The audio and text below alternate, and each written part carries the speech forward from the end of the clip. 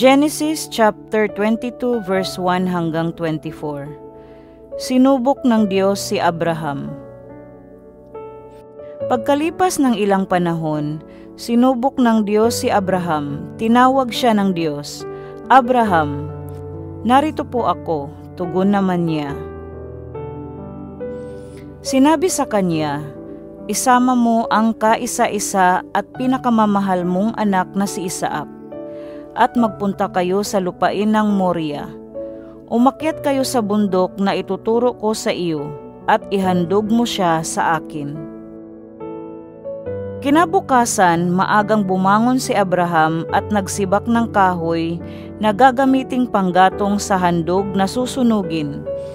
Inihanda niya ang asno at umalis kasama si Isaac at ang dalawang aliping lalaki papunta sa lugar na sinabi ng Diyos sa kanya. Nang ikatlong araw ng paglalakbay, natanaw na nila ang dakong kanilang pupuntahan. Kaya't sinabi ni Abraham sa kanyang mga alipin, "Bantayan ninyo rito ang asno at kami na lamang ng bata ang aakyat sa bundok. Sasamba kami sa dako roon at babalikan namin kayo." Ipinapasa ni Abraham kay Isaac ang kahoy na panggatong. Dala naman niya ang apoy at patalim, at magkasama silang lumakad. Tinawag ni Isaac ang pansin ng ama. "Ama, ano iyon, anak?" Tugon ni Abraham, "Mayroon na tayong apoy at panggatong, ngunit nasaan ang tupang ihahandog?" Tanong ni Isaac.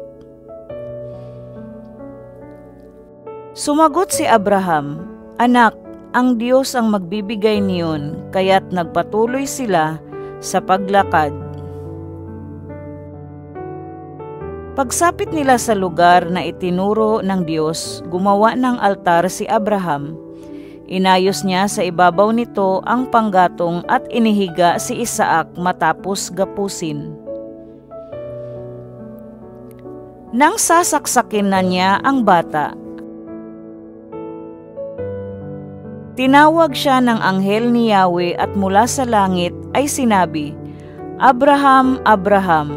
"Narito po ako," sagot ni Abraham. Sinabi ng anghel, "Huwag mong patayin ang bata. Huwag mo siyang saktan. Natitiyak ko ngayong handa kang sumunod sa Diyos, sapagkat hindi mo ipinagkait sa Kanya ang kaisa-isa mong anak." Paglingon niya'y may nakita siyang isang lalaking tupa na ang mga sungay ay napasabit sa mga sanga ng kahoy. Ito ang kinuha ni Abraham at inihandog sa halip na ang kanyang anak. Kaya't ang lugar na iyon ay tinawag ni Abraham na si Yahweh ang nagkakaloob, at magpahanggang ngayon sinasabi ng mga tao, sa bundok ni Yahweh ay may nakalaan. Mula sa langit, nagsalitang muli kay Abraham ang anghel ni Yahweh. "Ako'y nangangako sa pamamagitan ng aking pangalan, Yahweh, sapagkat hindi mo ipinagkait sa akin ang kaisa-isa mong anak. Pagpapalain kita, ang lahi mo'y magiging sindami ng bituin sa langit at ng buhangin sa dagat. Sasakupin nila ang mga lunsod ng kanilang mga kaaway. Sa pamamagitan ng iyong lahi, pagpapalain ang lahat ng bansa sa daigdig, sapagkat sinunod mo ang aking utos." Binalikan ni Abraham ang kanyang mga alipin at sama-sama silang umuwi sa Beerseba. Hindi nagtagal, nabalitaan ni Abraham na si Milka, ang asawa ng kanyang kapatid na si Nahor, ay nagkaroon din ng mga anak na lalaki. Ang panganay ay si Hus, sumunod si Bus, at pagkatapos ay si Kemuel na ama ni Aram.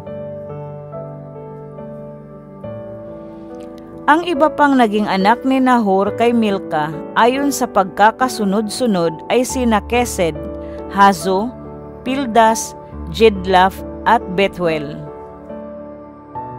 Si Bethuel ang ama ni Rebeka. Ito ang 8 anak ni Nahor kay Milka.